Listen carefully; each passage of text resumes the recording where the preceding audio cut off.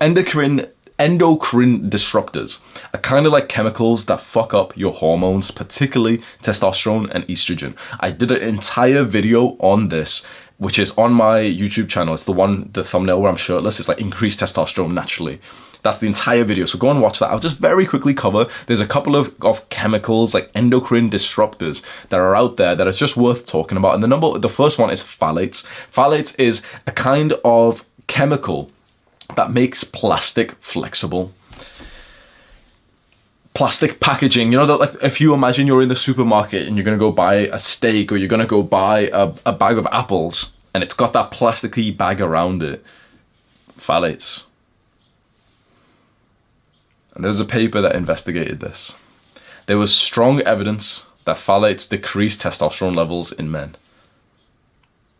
Strong evidence that phthalates in the mother causes the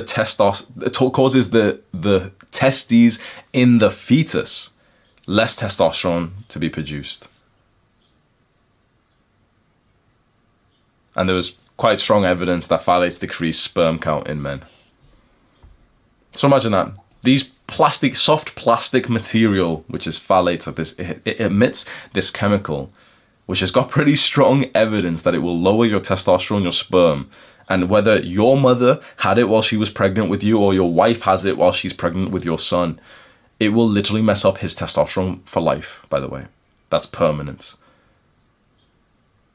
You know, when you start to think about some of these things, is it crazy to think about that extreme life where you live in a house where there's absolutely no plastics, where you and your wife know just already, yeah, we're not going to buy the thing that's in plastic. You've already contacted the local farmer, you buy directly from him, and you've even done a deal with him where, for example, you pay him an extra $100 a week when he's delivering your stuff directly from the farm to you. He's bringing meat and eggs and milk and everything, and you tell him, I don't want it to touch plastic. This is something, I'm allergic, for example, just to explain it to him easily. And you give him an extra $100. Okay, here's some cardboard boxes, put it in this. Here's some it's called wax paper. You can put the meat in there instead and, you know, wrap it up instead of putting it into plastic. You pay him an extra $50, $100 a week just for him to process, to, you know, put your stuff in non-plastic stuff. You buy directly, the fruit directly from him. It doesn't get sent to the factory where it gets packaged. It gets put in the plastic and it just sits there.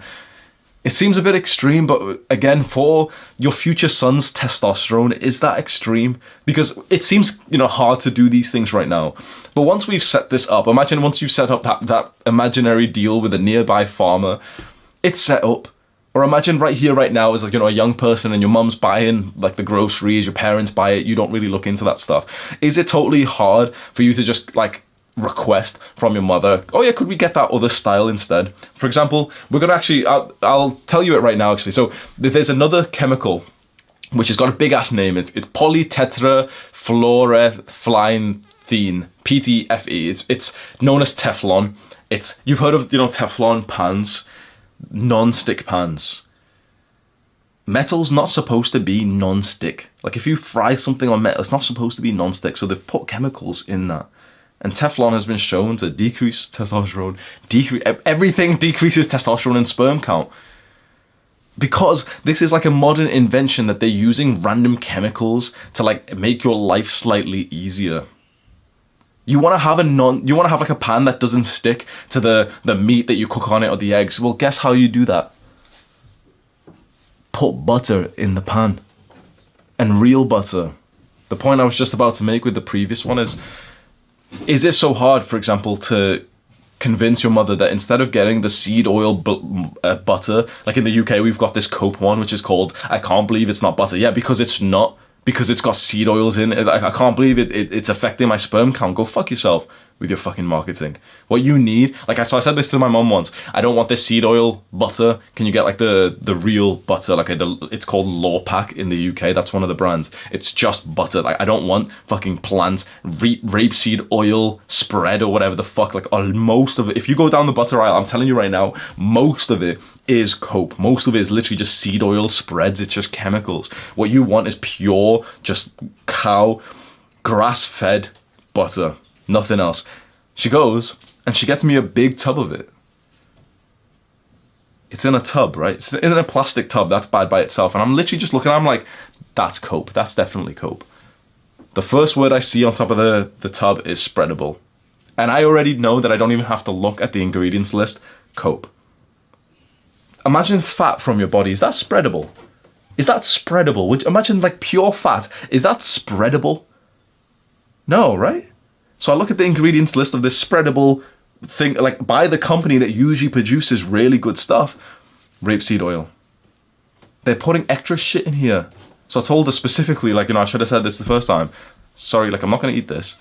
The exact, like, the one, butter, if you want to have the non-stick pan, well, what you do is you get a pan that does stick, a pure cast iron stainless steel pan.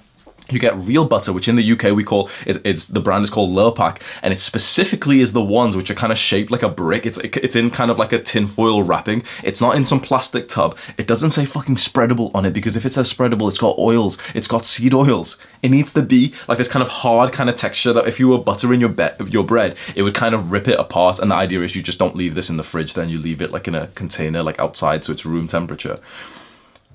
Even that. Even when when you buy the right butter, if you buy the one that's spreadable, it's got extra seed oils that then fuck up your health. So is it that difficult, for example, for us to avoid this, and you tell your mother, can we just get this one? For example, you show her the exact picture of the one that you think is right. Can we get the apples that you can buy individually? Maybe we can go to like the farm store together instead of the ones that have already been processed. And you can just, like, if you don't think your parents are going to understand this, you can just tell them, like, oh, these ones just don't taste as good, please, like, the farmers one, and then we can support the farmers, and it's just kind of like fun. We can go together, and you end up going to like the farmers market where you can literally buy like each individual apple, like there, like it's in your hand, compared to like a bag with all the like plasticky, like just sperm killing material there.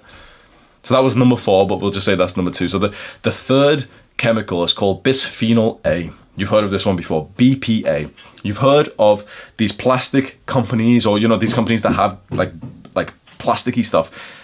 They market their products as BPA free. BPA free is cope. Now BPA, first of all, it makes plastics hard, so it's in everything, bro. The casing of this camera, it's got to be BPA. This phone, this computer mouse, hard plastic, probably BPA. Your phone case may be BPA. Like the Huel bottle. You've heard of the company Huel. A lot of YouTubers are doing sponsorships. BPA free. When they say BPA free, it's usually worse. You know why? Because BPA is a chemical that we understand. They put weird shit in it when it's BPA free. So it's still plastic. It's still fucking up your sperm. But now they use something called BPS, which is probably just as bad, or maybe even a little bit worse. So when it gets to this point, when I'm hearing, okay, soft plastics are bad for you, hard plastics are bad for you, BPA is bad for you, but if it says BPA free, that's also probably bad for you. At this point, boycott plastics. Just try your best to start one by one to replace the plastics around you. And it's as small as, for example, I just ordered a bunch of metal pens. So instead of using the normal plasticky ones, I just ordered a couple of metal ones because I journal for maybe an hour a day or something. So, okay, that's a small little change that I've made. And is it so hard for me for the rest of my life just to think I'm just someone who uses metal pens instead of the plastic ones? Now, there might be a time when I have to write something in some office or whatever it is. But I can just take control of that. And now that's probably a small amount of exposure compounded over my entire life that I've just gotten rid of.